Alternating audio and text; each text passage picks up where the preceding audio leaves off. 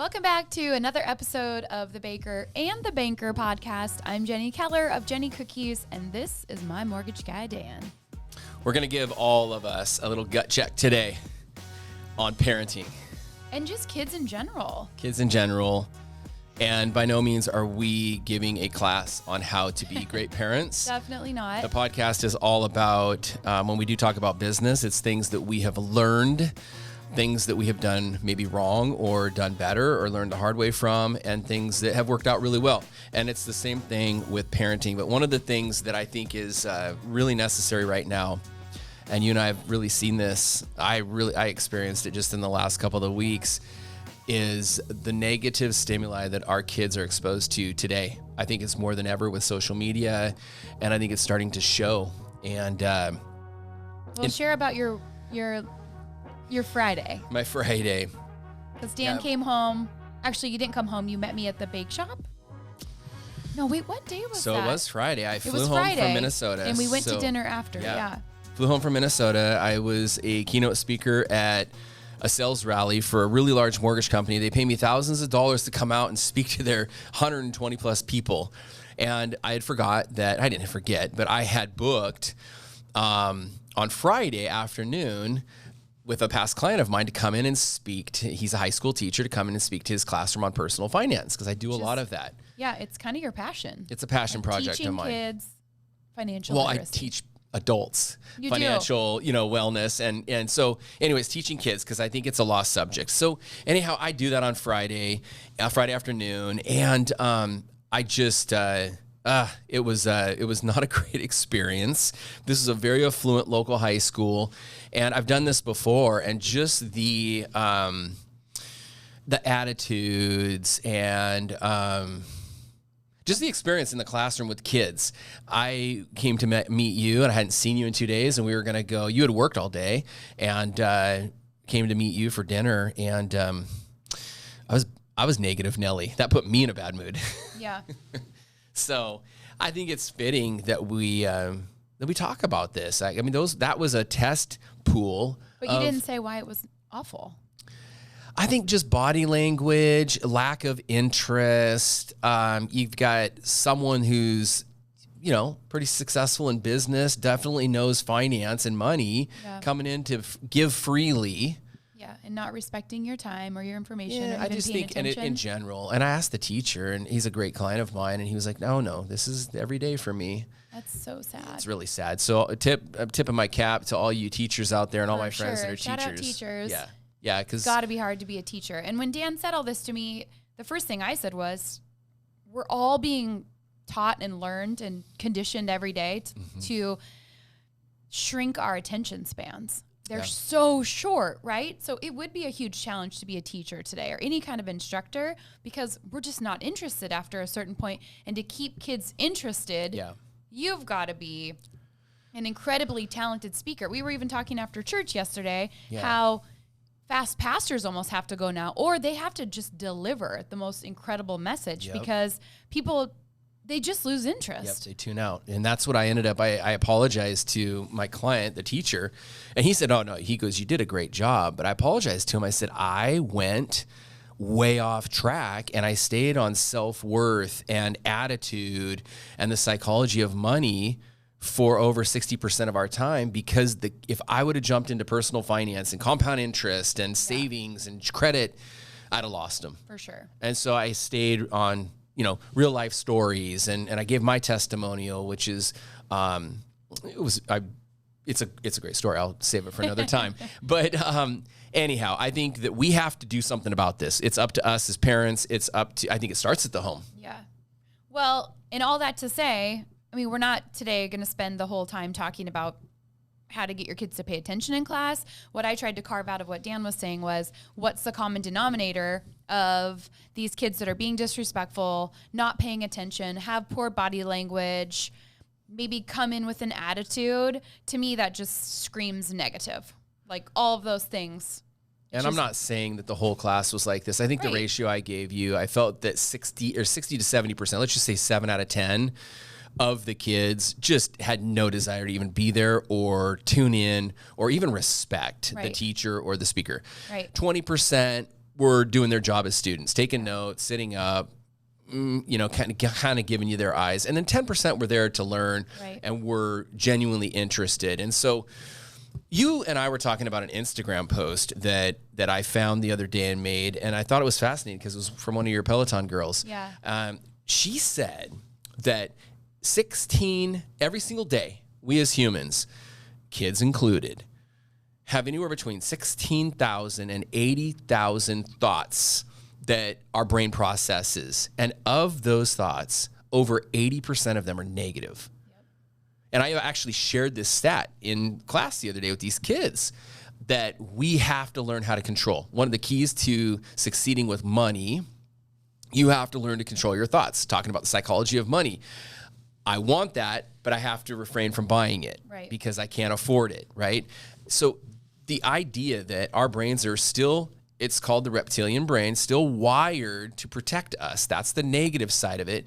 But you have to understand we don't have dinosaurs and raptosauruses and all those things chasing after us to kill us anymore. We live in a more protected society, but our brain doesn't know that. That's why it's generating those negative thoughts. And so when we understand that, we all need to understand that. The sooner we understand that, the sooner we can control that. Right. And we can control that by what goes into our eyes and our ears. The positive music, the positive stories, the positive podcasts, the positive books, stuff like that. Yep. So today we are going to give ourselves as parents, Zig Ziglar's checkup from the neck up, how we have that influence on our kids, how to raise positive kids in a negative world. In a really negative world right now. Negative everywhere we look. It's in our world. It's in our kids' worlds. It's on social media. It's on TV. It's in the news. It's in video games. It's in their communication with their friends at school. It's everywhere. So what can we do as parents? So I think we have to start with this, Jenny. Okay. We have to start with where are 24 hours in a day. Yeah. How many hours of those days are they at home with us? And how many of those, let's say 12, how many of them are they sleeping? How many of those hours are they sleeping? Let's just say 8. So maybe 3 hours to 4 hours a day actually in front of us. Right. Maybe, right? Maybe. I mean, when your kids are older, you don't get them that much. But we all have that opportunity from birth until they leave. So that's half the day. The other half of the day, they're out. They're at school. They're with their friends. Uncontrolled stimulus, right? So uncontrolled environments. What can we do when we actually have them in front of us, when they're around the home? Because they may not listen to us, but they're learning. They're learning from us. They're learning from us. They're watching us. They're seeing how we respond. Yep, they're watching. Because I think when you get to have teenagers, even before teenagers, it kind of goes in one ear and out the other. I mean, Dan has pounded into my kids, all the things that you've read and learned. And I would guess that they haven't necessarily listened to every single one of those things, but they've watched you and how you've interacted and how you've dealt with things and how you've learned from experiences or, reacted to different experiences. You and I talked about it during COVID. We have a chance right now to positively impact. Our kids will remember 2020 through 2021 for the rest of their lives. Yeah, for sure. Right? Yes. And you had a business that got absolutely demolished by COVID, and I had a business that flourished because it's in finance and the Fed, the government cut interest rates, right? But they got to see how you responded to something horrible. They got to see how we responded to the news, the shutdowns, the quarantines, the negative news about the politics because they switched presidents halfway through or whatever. All of that stuff that our kids are exposed to that kids usually of their age are not having to deal with. For sure. Right? And then the opinions of others on TikTok and Snapchat and Instagram. And so one of the things that we made a point, we were going to stay positive. We were not going to talk ill about, everything from COVID to vaccines to presidents to politics to the quarantines to the rules. And instead, we're going to teach them rules are rules and you need to follow those. But at some point too, you also you've got to be able, one of the things that I wanted to really instill as our kids became teens is how to problem solve and how to. Hudson's done just a fantastic job. You can let Hudson go and he will survive anywhere. Yes. Good street skills, right? Yeah. What do they call that? Street smart. Mm-hmm. And so he could go on Survivor. He could go on Survivor and make it. Is that show even around? I don't know. Is that Joe Rogan? Did he have I always say, like, I could die and Hudson would be fine. Like, he could fend for himself. Hudson will be fine. But our kids have positive role models. Are we always positive? No. Do crappy things happen to you and I? Yes. Okay. But I think that stems from, for example, your upbringing. You had something horrible happen to you as a kid. Your mom was like a lighthouse to you of positivity. For sure. And she still is today. Yes. If I can think of one person that literally always is positive, no matter how bad her situation is, it's for sure my mom. Like, she should have shut down and, crawled in a cave and said, I'm not coming out. But instead, she picked herself up and kept going. And she was a huge role model for me growing up and her life has been hard all along. And she continues to just one day at a time. Persevere. That's why we always use that. Or, what's the other one? Like the sun will rise in the morning, or there's some like little quote about that, but, or the morning will come. I can't remember what it is right now, but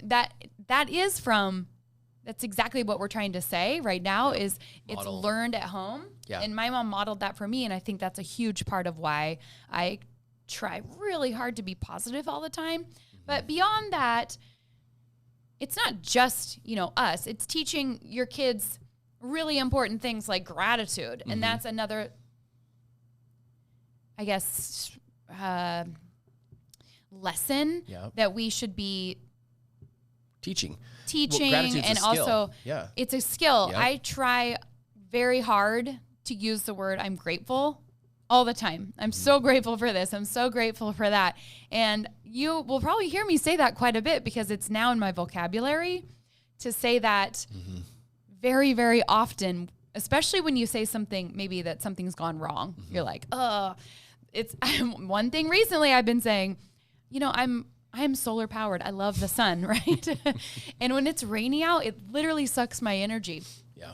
And so I can find myself saying, it's raining again. But I'm so grateful I don't live in Utah because it's been snowing there since, October? They've been experiencing snow since, 6 months ago? Yeah. But if you can train your brain to say, I get to versus I have to, finding that gratitude in every single day, but teaching your kids about gratitude and even ourselves, that will really change your perspective from being negative to positive. Yeah. It's big. There's a saying, did you have a bad day or did you have a bad moment that you turned into an hour that wrecked the rest of your day? Yeah. And I think that's really big. These are good life lessons that we're teaching kids. So I think number one, modeling is really important. Okay. For sure. Modeling. You had a great model in your mom, and that's why I think one of the reasons why you're such a great model today. Number two, you talked about gratitude. Gratitude is a skill. It can be learned, it can be unlearned. But if something can be learned, that means you can improve upon it. So practice gratitude. Number three, were you going to say something? I was going to say, I bet those kids were not grateful that you came to talk. No. If the kids were like, wow, and it's just a mindset. Like even maybe the teacher, like that's something teachers can, I don't know. It's hard when you get to that age, but wow, that's super cool that you get to have this speaker come in and take time out of their day to teach you about finance or whatever you were talking about that day. Yes. Isn't it awesome that we get to go to school? Yes. I think number three is spend time with your children. Well, that's all of it. I mean, they're going to learn. Well, let's dive deeper into that. Okay. Spending time with your children. When you spend time with your kids, for example, when you are fishing or you're going and doing stuff with your kids, you can, and I've been cautious of doing this with our kids, they see how you treat others. Oh, for sure. They see when, for example, a car cuts you off. Do you rev your engine? Do you speed up and tailgate them? Do you flip them off? Yeah. Or do you just let it go? Like your friend, Elsa. Yeah. Right? Is that let her it name? go, Elsa. Dan's pretty good about that. I get frustrated when people do that, but I definitely am not flipping people off. No. But you're really calm in the car. It's the time you spend with your kids and what you do. The next is... This is something that you're good at. I'm not so great, but empathy and compassion. Oh, gosh. I think we're both working on having empathy because I mean, if you don't know what empathy is, it's being able to understand and share the feelings of others. So it's really like sharing that deep low that somebody might have, you know, and really feeling the feelings with them. And I think you and I are both fixers or problem solvers. So it's a little bit, it's just a skill I'm not super good at. I'm trying to be better at, but I definitely think we have compassion, and I feel that we've taught that to our kids, definitely in Hudson. I mean, he has huge compassion for animals. Yeah. When we are driving down the road, nothing breaks Hudson's heart like a homeless guy with a dog. Oh, you know, yeah. he's come home and told me stories about riding his bike up to the grocery store, and he's sorry he spent a little too much money on my credit card because he went in and bought. He pulled cash out. He did a cash advance on your credit card to give $20 to a homeless man with a dog. Yeah, and I loved that, even though I was like, "What? You can't do that," and you never know, you know. But I loved that about him. But it's important for kids to understand how their actions really can affect others. And that's a hard one to teach. I think if you have little kids, maybe if you're like Dan and I, there's books out there that you can read little kids, you know, there's different shows you can watch and things like that. If you're struggling on how do I teach empathy and compassion to my kids? Best way, I believe, is to just be it yourself. Be it yourself. Compassion. Hudson's seen me give, you and I both give homeless people money or a box of Jenny cookies. He loves to give to cops and any kind of servicemen. You've always taught Hudson how important that is. And he does that on his own now, which I think is really cool. Yeah. And he'll come home and say like, hey, I saw, a serviceman or woman. Yeah. One of the things we've always done since he was 3 or 4, and I just something I personally do. Anytime I see a serviceman or woman in uniform, I will go up to them and just say, hey, I want to thank you for your service. It means the world to my family. And now he's doing it. He's going up and giving them knuckles. And it makes my heart so happy when I see him do that. Yeah. So they're watching us. Yeah. They're watching us. I think that's the best way to teach compassion and empathy in some of these skills. Yeah. My number one with kids, and it's been this way since we very first got married and had kids, I've always wanted to raise a confident kid, far beyond anything, because I feel like when you're confident, you know who you are, you stand up for yourself, you'll stand up for others, you know what's right, you know what's wrong, and you'll say no to things, or you'll say yes to things, or whatever that looks like. And it's something that we have to do to teach we have to instill that into our kids. And that ends up being positive. It helps you be positive. When you feel good about yourself, you're positive. Those kids may not feel good about themselves that were sitting in class. You know, you're not feeling good about yourself when you're slouching in your seat and you got your hood on. And, you know, you can't say that kid is feeling good about himself, right? No, not at the moment. No, right? Definitely the body language didn't appear. So how do we teach kids to be positive? Because that's going to be how do you teach kids how to have a higher self-esteem or self-worth? Is that what you're saying? Yeah. I think the one thing that I love, I learned this a long time ago because I struggle, and I still struggle with, but I struggled with self-worth and self-esteem. Believe it or not, a lot of people do. Oh, I think everybody has. It doesn't matter how insecurities, successful you are or pretty you are, whatever. I learned this a long time ago, probably because I Googled it. Like, how do you improve your self-esteem, your self-image? One of the things that I learned was make small promises to yourself and keep them. So, well, you've talked about that on the podcast before. Yeah. But how do we teach our kids to do that? The same thing. So how many people, I've read studies on this, how many of you brush your teeth in the morning? All your hands are going to go up, right? I hope so. How many of you brush your teeth at night before you go to bed? 50% of the hands will go up. But we're supposed to brush at night and in the morning, right? Yeah. And maybe throughout the day. The American Dental Association will say the opposite. I think less than 60% of Americans brush their teeth twice a day. So making that small promise to yourself that I will brush my teeth at night before I go to bed is one small promise. It's one little way. I will put my clothes in the dirty hamper when I'm done wearing them. Just little things, but it requires parents to teach your kids that process, and subconsciously it works. Yeah. These studies, and there are studies on how to improve your self-worth. Make small promises to yourself over and over and over again, and then expand those promises. Yep. I'm going to go back to, in my notes, they're just like all over the place, but teaching your kids kindness is huge. And I don't even know where this falls into our podcast, I guess. It just all relates. But,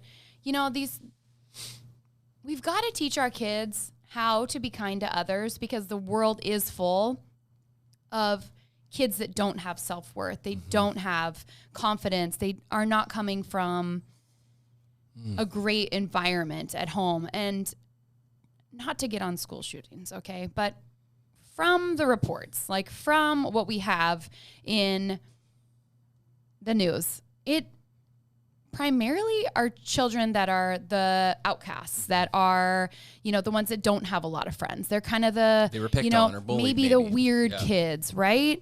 And how important is it for us as parents to teach our kids, be nice. Be nice to that kid. When you see that kid that's kind of I've tried to teach my kids not to use the word weird. I always like to use the word quirky. Seems a little bit nicer. And they are just quirky. Like, every kid that was born is, to me, it's a child of God, right? And somewhere along the lines, this kid was confused, has some mental issues, like some mental health things. Maybe the environment wasn't good. But how important is it for our children to understand that and to be kind to others? Because look, maybe what a difference they could make in one of those kids' lives. Yeah, they could be. There's numerous stories out there that I've read in motivational stories where one kid took a kid in and he was one step away from committing suicide or one step away from going down a really bad road. And one kid was nice to him on the bus, or one kid turned, and pushed bullies away as they were bullying him or her. And so I believe that to be the case. I want to see more of that in kids. I think that all kids, it's so sad when you see these headlines right now. And I'm not going to kid you. When I was walking into that school, I'm looking around. Yeah. And now I'm even cautious about this. And I'm cautious of cliques and groups. And I know it's been like that forever, right? I wasn't the cool guy when I was in high school. So I get how it feels or it felt to see different groups of people together and having fun and at a table together, and you be the odd person out. But I think all kids kind of feel like that. So if there's a reminder, if we can remind our kids, everybody's kind of feeling that way. Even the most confident kid has insecurities. And the funny thing about being kind or being compassionate or being generous or being thoughtful, it always comes back to you and makes you feel good. And so that's a great way to boost self-confidence in yourself and help you feel positive about yourself. Is nobody ever regrets being generous, kind, thoughtful. No one ever regrets it.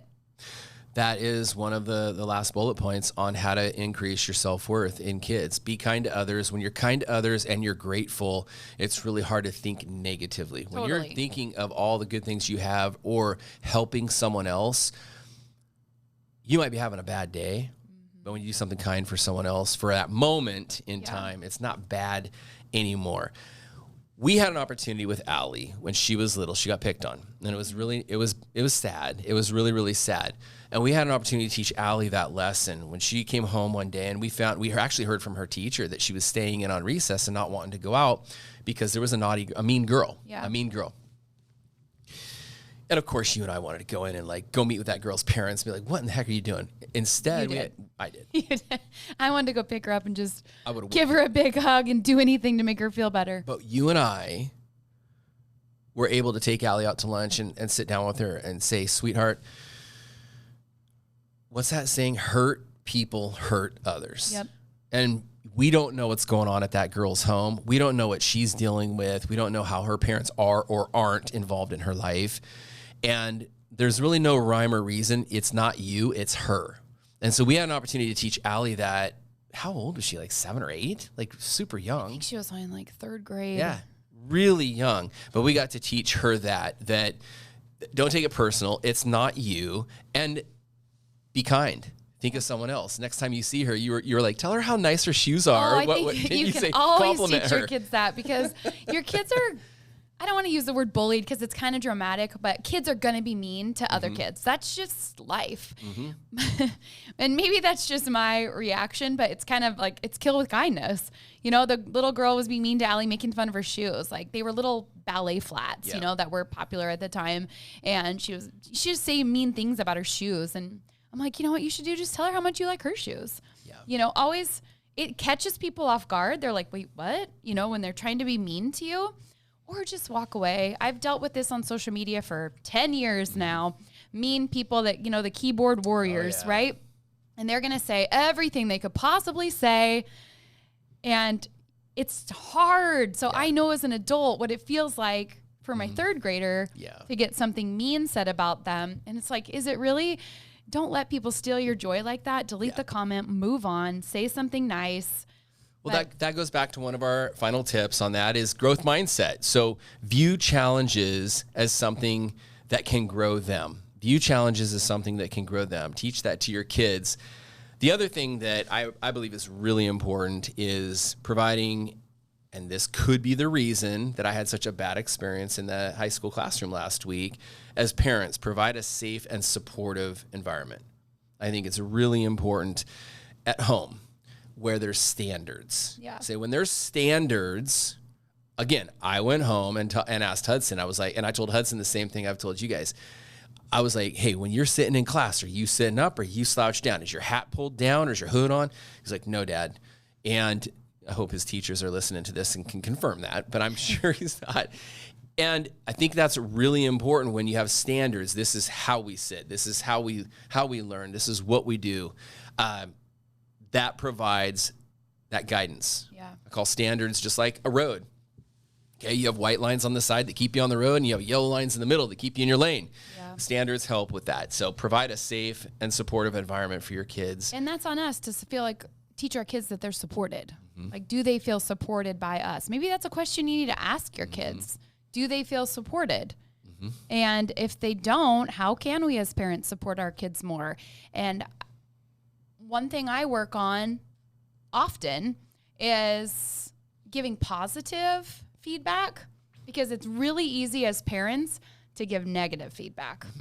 And this is where they're getting a lot of that negativity from, right? And even with the hardest child, if you look hard enough, you can find the smallest little thing to be positive about. It's just like when we say, when you look for the bad, you're going to find the bad. When you look for the good, you're going to find the good. But it's also that compact interest where if you can just say, oh my gosh, thanks for listening to me, you know, I'm going to do that. Or you look so nice today. I love the way that you chose your outfit or brushed your hair or whatever. Thanks for doing the garbage. Thanks for coming out to the car on time. Thanks for listening when I told you to go to bed at night. Anything like that. If you're wanting good behavior, like reward or make mention to the good behavior. If your kid's insecure, like where can you find those insecurities and help them feel more confident with them?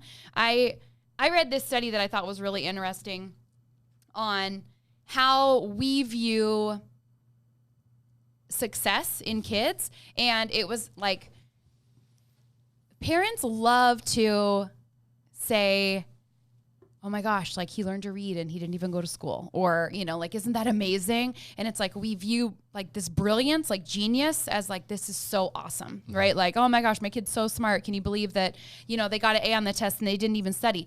We've talked about this, like even with Allie and Hudson. Hudson is naturally very smart. He doesn't have to study. Allie has to work a lot harder, right? And I think we can easily look at that like, oh, it must be, you know, like he's so amazing that he didn't even have to study, when really we should be looking at Allie going, wow. Look at the effort. Look at the effort that you put into that, right? And it's that hard work. And as parents, we've got to keep that in mind, that what we praise them for and what we promote is where they're going to feel their confidence. And it also can do the negative, right? Like if we're saying like, Hudson, you're so naturally good at baseball. And then, you know, and he's got this, and that's where he's finding his confidence. And then he gets up to bat and he strikes out, or he has a bad game or whatever. all of a sudden he just lost all that confidence because he's like, well, I thought I was good at this, but I guess I'm not. Because his identity is tied to naturally being good at something. Exactly. Versus the process and versus the effort. saying like, dude, I see you working hard every Saturday and Sunday, 4-hour practices, dude, you're killing it. And like that effort is being praised versus what they're actually doing. I don't know if that makes sense, but I knew you said growth mindset, and that was in my notes there, that like, we want our kids to feel like they're growing from the challenges that they have, because they're going to have challenges just like us. And they are going to see how we respond to challenges, and then that's how they're going to model them. So here's a good one. Hard work. And we've taught our kids this. I teach Hudson this in baseball because I learned this firsthand. Hard work beats talent every time when talent doesn't work. Right. Hard work beats talent every single time, head to head, when talent doesn't work. So what you just said, you can control the hard work. You can't control the talent, because there's always going to be someone that's better than you. Always. So smarter than you, has more than you. Really good to teach the kids. Dealing with negative influences. That's the next on my list, which is how do we deal with negative influence? How do we teach our kids how to deal with negative influence? Dan? Well, I think that's the topic of the podcast today.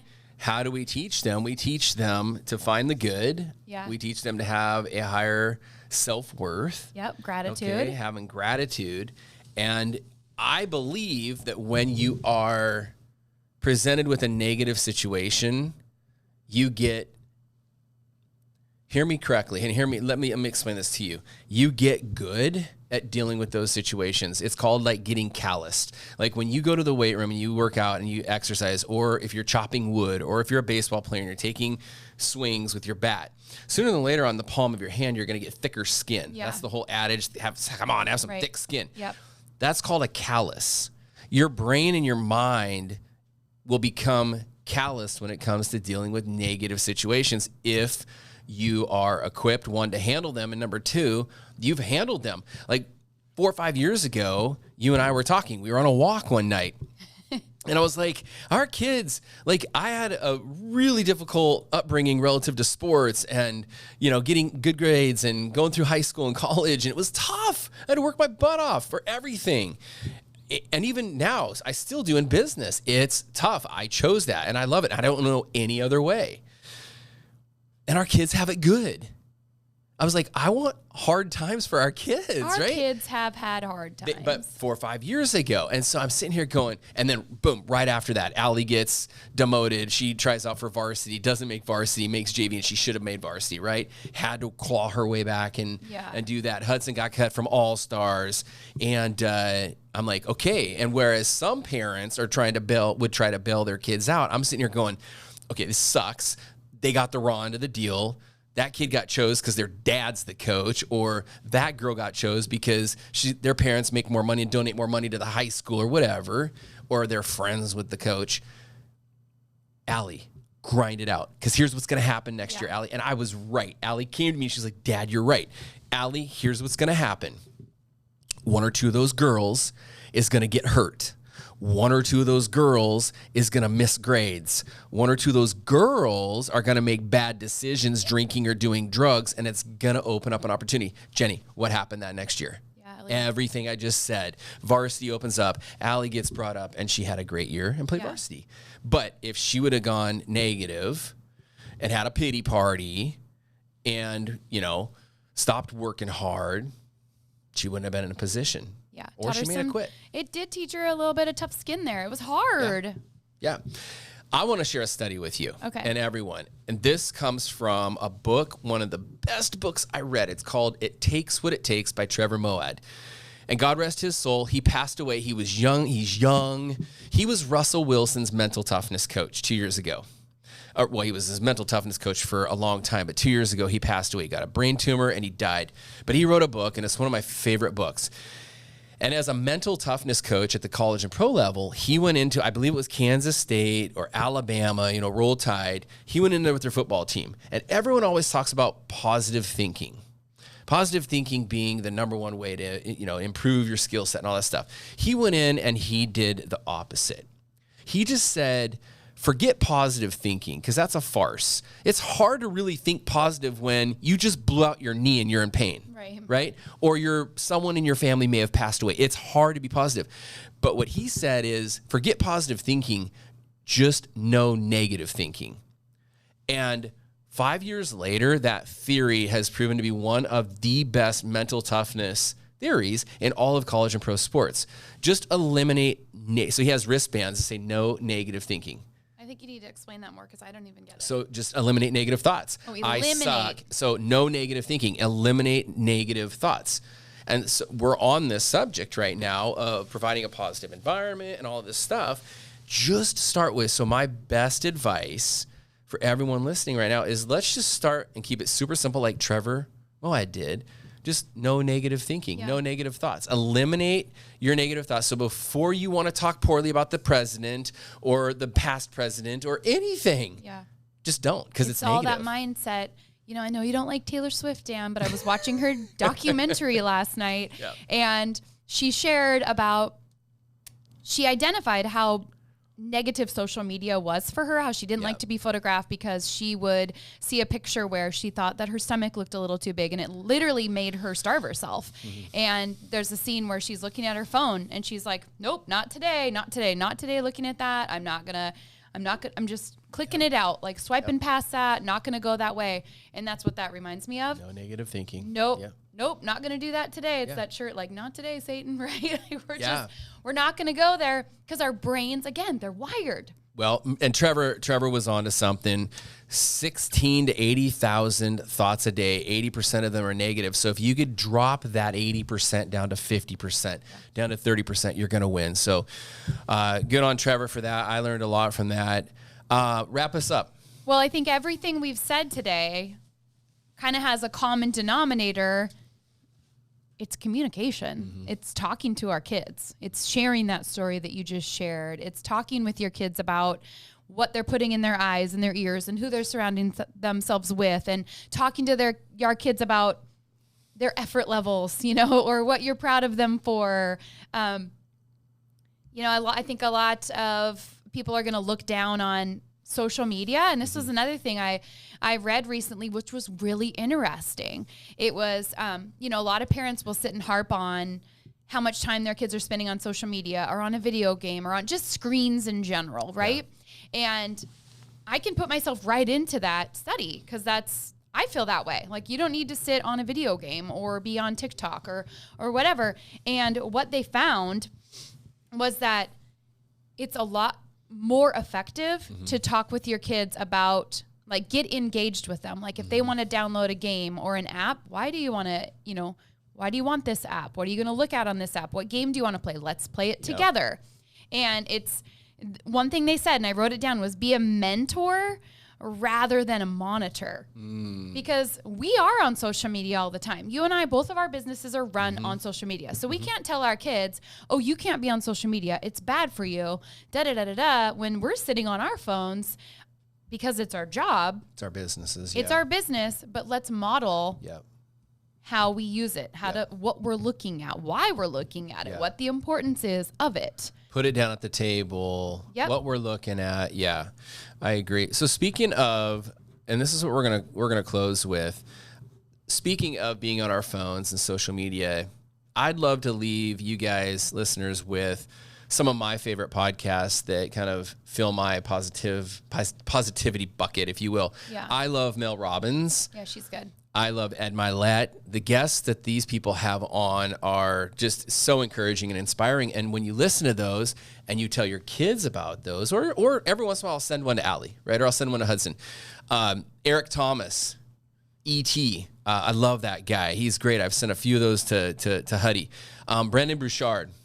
He just spends a ton of time talking about positivity. So those are 4 or 5 of my favorites. Do you have any podcasts that you like that you would like to share, that you listen to, that are encouraging? I think I'm more of a follower on Instagram of people that I like to follow that talk about, and I don't know all their names, but that's what I try to fill my feed with when it comes to, I guess, parenting. Or Doc Amen is one of my favorite people on Instagram when he talks about our brain and mental health. I love that kind of thing. So, and I think what you should have said before you gave the podcast was, how do we do this as parents, right? And it's what we put in our eyes and our ears. Are we listening? Are we going to church and getting filled up with that message? And then that keeps me going through the week because I can fall back on that. What music am I listening to when my kids get in the car? You know, what conversations am I having with my girlfriends or overhearing the conversations I'm having with you, Dan? Or how are we filling our own buckets? And that is where those podcasts come in, right? Starts with you. Yep. I've listened to a few different parenting ones, and everybody's going to have a different angle, right? And we all have different kids. Every kid is wired differently. So it's hard to find that certain one. But if you can be feeding yourself with podcasts, music, books, I guess it's like coaching, right? It's what you started this whole podcast about, like the books that you've read in your office. Make sure what you're putting in your mind is good because it's going to come out of your mouth and then it's going to go into the ears of your kids.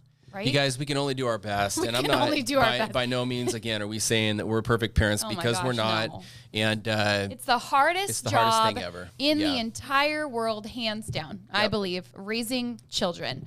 And I think, I don't know if you feel this way, Dan, but I know like between myself, like as a female, and I think that my friends feel the same way, this is the single number one area that we feel like we're failing at every single day. Like, if there's one place for somebody to just criticize the heck out of you and just hit you when you're down, it's to criticize your parenting because none of us feel like we're doing it adequately enough. And we all know that we're going to fall short. Like there's just no perfect parent out there, and we're doing something that's going to screw up our kids down the road. But we all, I feel like we want to be good parents. Well, you know, and we're not going to show it perfect every day. You can't control what they do, but you can control what they learn. They can control us. We can control what we do and what we learn in our actions. And again, sometimes they won't listen to us, but they're watching. They're learning from us every single day. I want to give a huge shout out to Kathy, your mom, an amazing role model, an amazing mom. My mom and my dad, great jobs. Learned so much from all of you guys. And we always try to leave you with some homework for the week, a little challenge for the week. Here's my challenge. Audit your thoughts. Audit what you're doing and try to do what Trevor Moad said. Just eliminate the negativity, just even by one. Like whether it's one cuss word or one negative thought or how you respond negatively to something, or before you go and you be like, why'd you do that? Or just pause and eliminate any negativity. So try to reduce the negativity instead of the positivity. And then when you have that under wrap, then you can start sprinkling in some positive stuff. So it's that the small, what did you call them? Like the small promises to yourself, right? Yeah. We're going to start our own small promises to ourselves. There you go. There you go. I love it. Well, you guys, thanks for listening. If you enjoyed this podcast, we would love if you would leave us a review in Apple and Spotify. If you have time, it helps us get the good news out. And we appreciate you so much. We will be back here next Monday with the Baker and the Banker podcast. Goodbye.